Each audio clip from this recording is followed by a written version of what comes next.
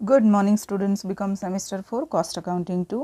आज हम बात करेंगे कॉस्ट अकाउंटिंग 2 के सिलेबस की, यानी कि overview of syllabus. So let's start. Cost accounting 2 जो आपका सब्जेक्ट है वो कंपैरेटिवली काफ़ी आसान है। वैसे भी कॉस्ट अकाउंटिंग इतना डिफ़िकल्ट वन जनरली होता नहीं है। तो आज हम उसकी सिलेबस की बात करेंगे, कौन सा प्रैक्टिकल है, कौन सा थियोरी है, कहाँ पर आपको ध्यान रखना है और कौन से ऐसे चैप्टर्स हैं जो आपके लिए काम आसान कर देंगे। Okay, let's start with the first unit. You have 4 unit and only unit 4 has 2 chapters. बाकी हर एक यूनिट का एक ही चैप्टर है जो काफ़ी अच्छा रहेगा, क्योंकि बहुत ज़्यादा क्लमजी नहीं हो जाता जहाँ पर हर एक यूनिट में एक से ज़्यादा चैप्टर्स होते हैं। तो यहाँ पर अच्छी बात है कि पहले 3 यूनिट आपके 3 चैप्टर्स ही हैं, लेकिन जो 4th यूनिट है उसमें आपके 2 चैप्टर्स हैं। तो स्टार्ट करते हैं first unit, that is single और यूनिट कॉस्टिंग। दोनों नाम सेम ही है, सिंगल कॉस्टिंग और यूनिट कॉस्टिंग, जहाँ पर आपको कॉस्ट शीट बनानी है करंट ईयर की एंड एस्टिमेटेड कॉस्ट शीट बनानी है फॉर द नेक्स्ट ईयर। तो ये जो फर्स्ट यूनिट है that is all about finding out the cost per unit. आपका एक यूनिट बनाने का कॉस्ट ऑफ प्रोडक्शन क्या होता है, उसके बेस पर आपको ये पूरा चैप्टर है, जहाँ पर आपको कॉस्ट स्टेटमेंट बनाना है, जिसे कॉस्ट शीट भी कहते हैं। कॉस्ट शीट और एस्टिमेटेड कॉस्ट शीट, या फिर cost statement and estimated cost statement, उस तरह से आपको ये चैप्टर्स करना है। कॉस्ट स्टेटमेंट जो बनाना है, यानी कॉस्ट शीट जो बनानी है, उसके अंदर आपको डिफरेंट कॉस्ट इंक्लूड करनी होती है, जैसे कि prime cost, factory cost, office cost, selling cost and total cost. तो इसके वीडियो चैनल पर अवेलेबल है, आसान है। आप बेसिक पहले वीडियो से शुरू करिए, जहाँ पर मैंने आपको बेसिक एक्सप्लेन किया है, and then you will find it out practical solve sums. तो आपका ये चैप्टर ऑटोमेटिकली रेडी हो जाएगा। आसान है, थोड़ा सा ध्यान दीजिए, काफ़ी स्कोरिंग है और बहुत ज़्यादा इम्पॉर्टेंट है। उसकी वजह ये है कि आपका यूनिट 2 यूनिट 1 पे डिपेंड करता है। यानी अगर आपको कॉस्ट शीट बनानी आती है तो आपका यूनिट 2 आपके लिए 30% 40% काम आसान कर देता है। लेकिन अगर आपको कॉस्ट शीट बनानी नहीं आती है तो this chapter will make it little bit difficult. चलिए कैसे देखते हैं। यूनिट 2 है आपका reconciliation of profit as per cost account with profit as per financial account. यहाँ पर आपको रिकन्साइल करना है आपका कॉस्ट शीट का प्रॉफिट एंड आपका प्रॉफिट एंड लॉस अकाउंट का प्रॉफिट को। क्यों रिकन्साइल करना है? बिकॉज दोनों ही जो अकाउंटिंग की मेथड है, जो टेक्निक्स है कॉस्ट की और P&L अकाउंट की, यानी कि फाइनेंशियल अकाउंट की, वो अलग है। ट्रीटमेंट अलग हम देते। कुछ खर्चे हैं जो हम कॉस्ट शीट में डालते हैं, P&L अकाउंट में नहीं डालते। कुछ खर्चे ऐसे हैं, कुछ इनकम ऐसी है जो P&L अकाउंट में हम दिखाते हैं और कॉस्ट शीट में नहीं दिखाते। And that is the reason कि दोनों के प्रॉफिट में डिफरेंस आता है। उसको हमें रिकन्साइल करना होता है, यानी उसको हमें बैलेंस करना होता है, जिसके लिए हमें एक स्टेटमेंट बनाना होता है जिसका नाम है रिकन्सिलिएशन स्टेटमेंट। तो unit 2 is all about to prepare reconciliation statement. ये रिकन्सिलिएशन स्टेटमेंट बनाने से पहले आपके पास 2 प्रॉफिट होने चाहिए, एक कॉस्ट शीट का और दूसरा प्रॉफिट एंड लॉस अकाउंट का, यानी फाइनेंशियल अकाउंट का, फाइनेंशियल स्टेटमेंट का।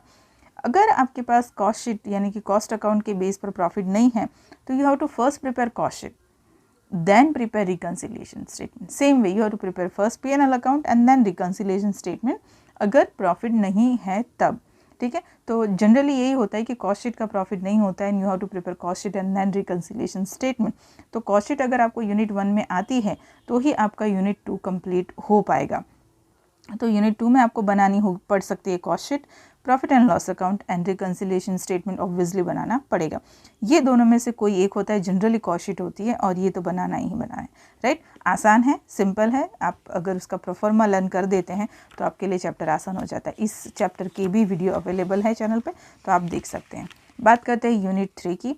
ऑपरेटिंग कॉस्टिंग कहते हैं या फिर सर्विस कॉस्टिंग कहते हैं इसको। ये स्टेटमेंट ऑफ ऑपरेटिंग कॉस्ट बनाना होता है, जिस स्टेटमेंट के अंदर हाईलाइटेड जो चीज़ होती है that is a fixed and variable cost.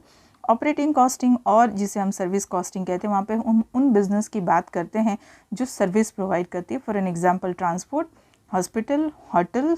तो ये जो बिजनेसेस हैं उनमें हम पर यूनिट कॉस्ट कैसे फाइंड करते हैं। अब जैसे अगर मैं बात करूँ कि होटल की तो पर रूम कॉस्ट, या फिर हॉस्पिटल की पर बेड कॉस्ट, या फिर अगर मैं सर्विस कॉस्टिंग की बात करूँ तो जिसमें एक बस, 1 किलोमीटर, 1 किलोमीटर, उस हिसाब से हमें इसकी कॉस्टिंग करनी होती है। तो यहाँ हमें बनाना होता है स्टेटमेंट ऑफ ऑपरेटिंग कॉस्टिंग, और पर्टिकुलर बिजनेस की क्या फिक्स्ड एंड वेरिएबल कॉस्ट रहते हैं वो हम उस स्टेटमेंट में डालेंगे। थोड़ा सा ध्यान आपका मांगेगा ये चैप्टर, क्योंकि जब हम ट्रांसपोर्ट की बात करेंगे तो वहाँ पे हमें किलोमीटर्स एंड अगर वो वेट कैरी करके जाता है तो वेट एंड कितने ट्रिप्स लेता है, राउंड ट्रिप कितनी है, ये सब चीज़ें हमें इसमें कंसिडर करनी होती है। तो थोड़ा सा आपका डेफिनेटली फोकस मांगेगा ऑपरेटिंग एंड सर्विस कॉस्टिंग। तो ये हुआ हमारा यूनिट 3। अब हम बात करते हैं यूनिट 4 की, जिसमें 2 चैप्टर्स हैं। फर्स्ट चैप्टर है आपका this job and batch costing, और आपका जो सेकेंड चैप्टर है दैट इज़ कॉन्ट्रैक्ट कॉस्टिंग। तो 2 चैप्टर से बना हुआ यूनिट 4 है। बात करें हम जॉब एंड बैच कॉस्टिंग, जिसके अंदर हमें थ्योरी ज़्यादा आएगी। छोटे सम्स हैं बट आप थियोरी करेंगे तो भी इसमें चल जाएगा जॉब एंड बैच कॉस्टिंग में। और उसके साथ कॉन्ट्रैक्ट कॉस्टिंग आएगा। कॉन्ट्रैक्ट कॉस्टिंग फुल फ्लेज सम वाला चैप्टर है, जिसके सम्स बड़े होंगे। चारों चैप्टर्स में सबसे ज़्यादा जो कॉन्सेंट्रेट आपको करना पड़ेगा, फोकस करना पड़ेगा, that is on contract costing. तो कॉन्ट्रैक्ट कॉस्टिंग कंपैरेटिवली बाकी 3 चैप्टर से थोड़ा बहुत डिफ़िकल्ट आप बोल सकते हैं उसको। तो अगर मैं आपको यूनिट 4 की 2 चैप्टर्स की बात करूं कि job and batch costing and contract costing, तो जॉब और बैच में थियोरी एंड शॉर्ट सम्स होंगे। थियोरी पे आप फोकस करेंगे और कॉन्ट्रैक्ट कॉस्टिंग में प्रैक्टिकल सम्स होंगे। इसमें भी थियोरी आती है लेकिन थियोरी बेस्ड ऑन सम्स होती है, यानी सम्स करने के लिए जो आपको पॉइंट्स लर्न करने होते हैं, जो वर्किंग नोट्स लर्न करनी होती है, उसी को ही थियोरी में कन्वर्ट करके वो आपको पूछ सकते हैं। तो यूनिट 4 अकेला ऐसा है जहाँ पर आपको 14 मार्क्स के अंदर 14 मार्क्स का एक आपका जो क्वेश्चन होता है उसमें आपको जॉब बैच की थियोरी के साथ कॉन्ट्रैक्ट कॉस्टिंग या फिर कॉन्ट्रैक्ट कॉस्टिंग का एक अलग सम और उसके ऑप्शन में इसका कंबाइन करके पूछ सकते हैं। तो that is matter of exam. तो जब एग्ज़ाम आएगी तब मैं आपको पेपर पैटर्न एक्सप्लेन करूँगी, तो उसमें मैं आपको एक्सप्लेन कर दूँगी। तो ये टोटल आपके 4 यूनिट हुए कॉस्ट अकाउंटिंग 2 के, जिसके अंदर यूनिट 1 यूनिट कॉस्टिंग, जिसमें कॉस्ट शीट और एस्टिमेटेड कॉस्ट शीट बनानी है। इसमें आप practical reconciliation also practical, service costing यानी कि operating costing is also practical. खाली यूनिट 4 है जिसमें जॉब बैच की थियोरी करनी पड़ेगी, बाकी contract costing is also practical. तो ओवरऑल देखा जाए तो cost accounting 2 is more about sums than theory, and the reason is that कि आपके जो ऑडिटिंग है, सब दूसरा अकाउंट सब्जेक्ट जो ऑडिटिंग है उसमें आपकी थ्योरी है, तो इसलिए थोड़ा कंपनसेट इस हिसाब से हो जाता है कि भाई इसमें प्रैक्टिकल पोर्शन ज़्यादा होगा, क्योंकि आपका एक ओवरऑल पूरा अकाउंट थ्योरी है। तो अगर हम बीकॉम सेम 4 में प्रैक्टिकल सब्जेक्ट की बात करें तो आपके हाथ में cost accounting 2, statistic and taxation obviously, तो ये 3 चैप्टर हैं। और ऑडिटिंग आपकी थ्योरी है, और टैक्सेशन और स्टैटिस्टिक और कॉस्ट अकाउंटिंग में बात करूं तो सबसे आसान ये है। छोटे छोटे सम्स वाला कॉस्ट अकाउंटिंग 1 जो हमारा था बीकॉम सेम 3 में, मटेरियल लेवल वैसा सीन नहीं है लेकिन डिफ़िकल्ट नहीं है, राइट। कॉन्ट्रैक्ट कॉस्टिंग थोड़ा सा ध्यान मांगेगा आपको, बाकी सब आसान है। Single costing, unit costing and reconciliation के वीडियोस आपको अवेलेबल है चैनल पर 1, 2, 3, और आप उसे फॉलो करेंगे तो आपके दोनों चैप्टर हो जाएंगे। सर्विस कॉस्टिंग का 1-2 सम होगा, आई डोंट रिमेंबर एक्चुअली, पर मैं थोड़े और अपलोड कर दूंगी, एंड डेफिनेटली कॉन्ट्रैक्ट कॉस्टिंग का इस बार अपलोड कर दूंगी। सो ओवरऑल आप अगर बीकॉम सेमेस्टर 4 की पढ़ाई शुरू करना चाहते हैं, क्योंकि काफ़ी बच्चे मुझे मैसेज करते हैं, तो you can start with always in cost accounting 2 with unit costing. हमेशा यूनिट कॉस्टिंग से ही शुरू करें, क्योंकि ये बेस है आपका कॉस्ट अकाउंटिंग का, और उसके बाद रिकन्सिलिएशन उठाए, उसके बाद सर्विस कॉस्टिंग उठाए, और उसके बाद कॉन्ट्रैक्ट उठाए, ठीक है। तो स्टार्ट करिए यूनिट कॉस्टिंग से, देन रिकन्सिलिएशन, उसके बाद मैं आपके साथ जुड़ जाऊंगी।